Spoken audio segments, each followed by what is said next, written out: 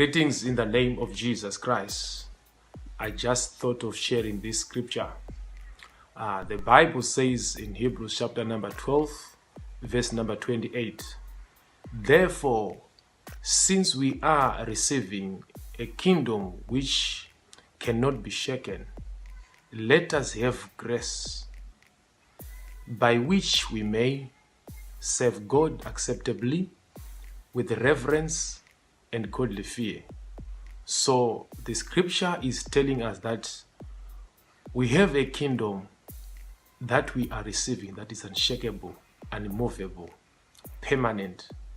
And in this kingdom, there is a special grace that we need in order for us to serve God acceptably, the right way, with reverence and with godly fear. So it means without this special grace, we can serve God, but without reverence, without godly fear, and being in an acceptable way.